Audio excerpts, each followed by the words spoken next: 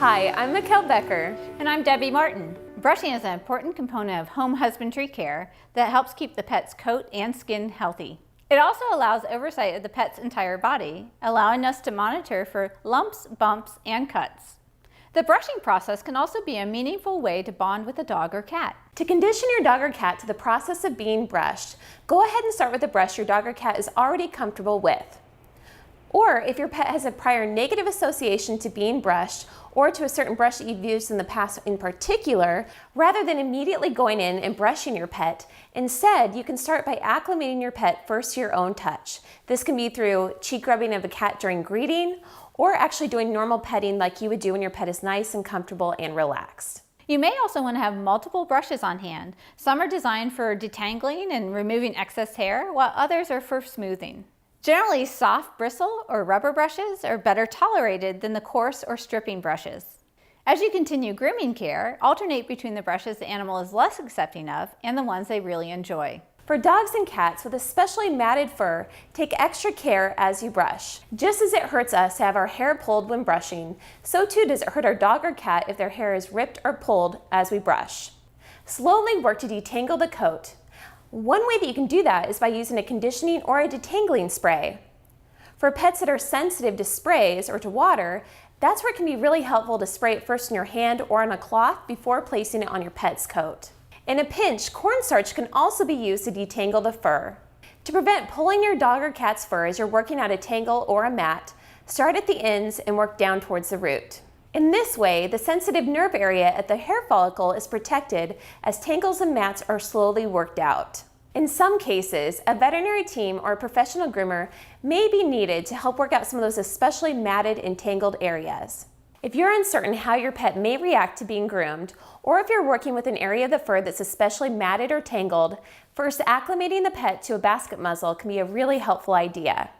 As you begin to condition the pet to being brushed, start in an area where your pet is already comfortable and relaxed, like their treatment station. Pair handling and grooming with plentiful positives and keep sessions short. Start in an area where they're already comfortable and relaxed with being pet. This might be their shoulder or their neck area. Then you can start to transition to other areas of their body, such as maybe their hip or other sensitive areas in their body. As you work to condition your dog or cat to being groomed, ensure that you're using your body language in a way that's calming and friendly to your pet. Avoid looming or leaning over your pet. Instead, try and get on the same level as your pet. You can do this in ways like sitting or kneeling down to your pet on an area that they're already comfortable, like their treatment station, or actually inviting them onto an elevated space, such as the furniture. Take special care when working around sensitive areas of the animal's body. This includes their legs, their paws, their face, their tail, and their belly area. You may want to avoid grooming those areas altogether or use a softer brush when doing so. You can also build extra comfort with the handling process by adding in a communication cue. Brush.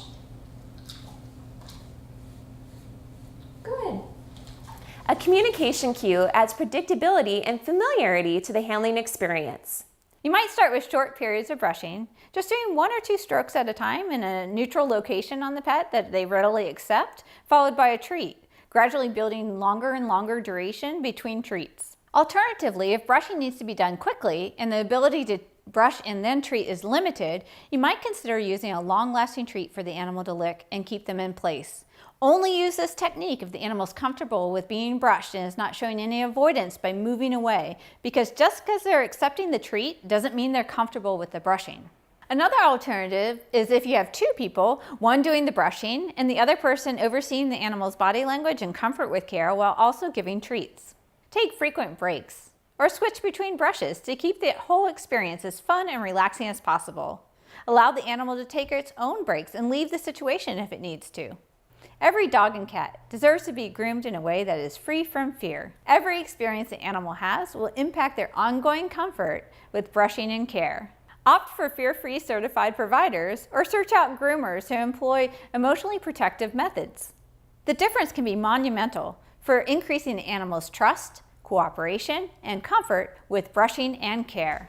For more tips on how to take the pet out of petrified And put the treat into treatment, go to maddiesfun.org and fearfreehappyhomes.com.